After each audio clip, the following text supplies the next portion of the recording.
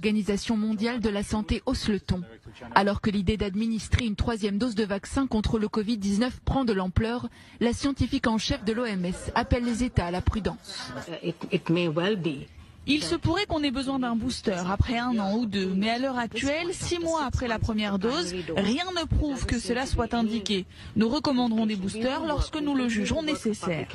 Selon l'Organisation internationale, aucune donnée scientifique ne corrobore l'idée qu'un rappel de vaccin soit nécessaire.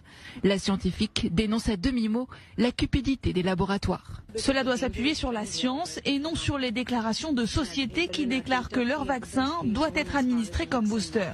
Et les autorités sanitaires aux États-Unis vont dans ce sens. À l'issue d'une réunion avec des représentants du laboratoire Pfizer et suite aux recommandations de l'OMS, les autorités américaines ont décidé que la population vaccinée 2 fois n'avait pour l'heure pas besoin d'un rappel.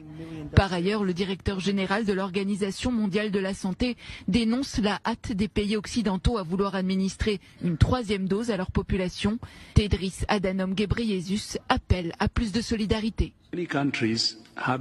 Beaucoup de pays n'ont même pas commencé à vacciner leur population et d'autres ont déjà prodigué 2 doses de vaccin à la majorité de leur population et se dirigent vers une 3e, le booster. Ce n'est pas seulement décevant, c'est sérieusement décevant et ça ne fait aucun sens.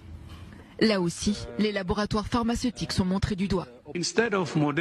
Au lieu pour Moderna et Pfizer d'avoir pour priorité la distribution de boosters aux pays dont les populations sont déjà bien protégées, nous avons besoin qu'ils fournissent des vaccins au programme COVAX, à l'Afrique et aux pays aux revenus faibles et modérés, qui ont une faible couverture vaccinale. Une sortie virulente pour le PDG de l'OMS à l'heure où les écarts continuent de se creuser entre les pays sur le plan vaccinal. Seul 1% des 3,3 milliards de doses de vaccins déjà administrées dans le monde l'ont été dans les pays les plus pauvres.